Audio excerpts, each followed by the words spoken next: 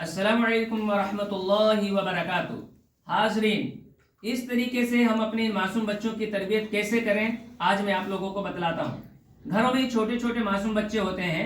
हर माँ बाप की जिम्मेदारी बनती है कि अपने मासूम बच्चों से जैसे जिस वक्त जिस चीज़ की ज़रूरत हो उस टाइम में पूछना चाहिए।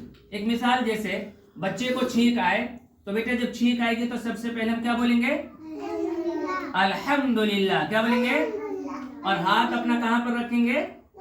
नोज पर। Very good. यहाँ नाक के ऊपर हाथ रखेंगे और क्या बोलेंगे? अल्हम्दुलिल्लाह। क्या बोलेंगे बेटा? अल्हम्दुलिल्लाह। हाज़रीन, जब हमारे मासूम बच्चों को छींक आए तो हमारा हक है कि हम फौरन अपने बच्चों को याद दिलाएं कि बेटा दुआ पढ़ लीजिए। तो बच्चे को जब याद कराई होगी दुआ तो बच्चा फौरन बोलेगा अल्हम्दुलिल्लाह, यानी अल्लाह का शुक्र अदा करेगा, अल्लाह रब्बुल आलमीन की तारीफ बयान करेगा। और जब हम किसी की छींक सुने, यानी किसी दूसरे को छींक आएगी, तो हमको क्या पढ़ना है? या रहमुकल्लाह। क्या पढ़ेंगे बेटा? या रहमुकल्लाह, यानी अल्लाह रब्बुल आलमीन आप पर रहम करे।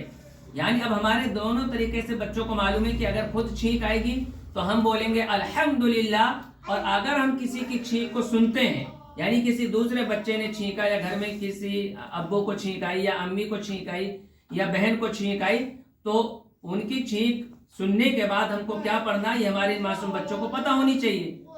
तो जब इन बच्चों को ये पता होगा कि भाई छींक सुनने के बाद दुआ पढ़ी जाती है तो ये फौरन दुआ पढ़ेंगे।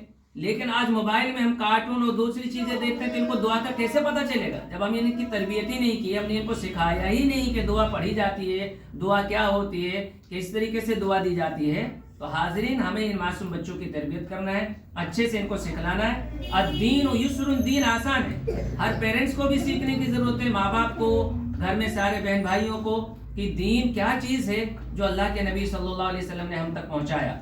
तो बच्चों को सबसे पहले छींक आए तो छींक की दुआ और छींक सुनने की दुआ ये पता होनी चाहिए कि छींक आए तो अल्हम्दुलिल्लाह और छींक सुने तो या रहमुकल्लाह पढ़ेंगे।